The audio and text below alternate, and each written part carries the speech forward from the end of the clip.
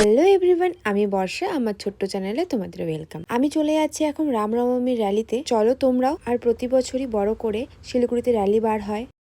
Wait করে আছে, ঝগড়া হয়েছে এরকম মুখগুলো। আমি চলে আসছি ভেনাস মোড়ে। আর আমি দেখে তো অবাক, এত ক্রাউড দেখে ভালো লাগছে। এটাকে সবাই পালন করছে হিন্দুরা। আর আসার সাথে সাথে প্রভু রামের দেখা মিলে গেল। দেখো কত সুন্দর লাগছে। ঘোড়ার গাড়িতে করে যাচ্ছে রাম আর সীতা দুজনে, কত সুন্দর লাগছে না দেখতে। যারা শোভাযাত্রা করছে তাদেরকে ড্রিঙ্কস দেওয়ার ব্যবস্থাও করেছিল।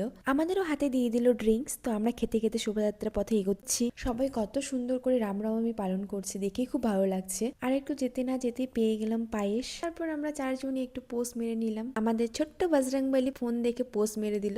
ডান্স দেখো সবার। তারপর আর এই ডান্স দেখে কি আর থেমে থাকা যায়, তোমরাই বলো। আমরা একটু নেচে নিলাম। আর বাঙালিদের তো ঢাকার আওয়াজ শুনলেই মনে হয় যে মাস, একটা আলাদাই অনুভূতি।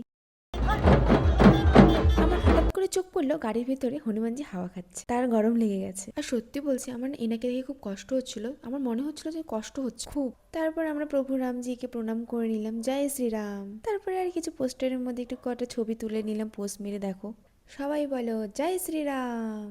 এটা দেখে মনে হলো কি ছোটবেলা ফিরিয়ে যাই। কত সুন্দর না, দুজনে বাবা আর মেয়ে কত সুন্দর করে ডান্স করছে।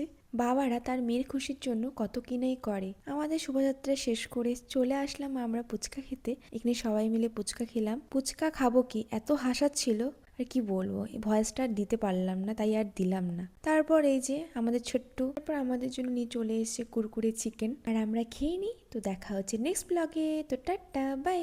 আর অবশ্যই জানিও কেমন লাগলো আমার ভিডিওটি। আর আমার চ্যানেলে নতুন হলে সাবস্ক্রাইব, লাইক, শেয়ার করতে ভুলো না।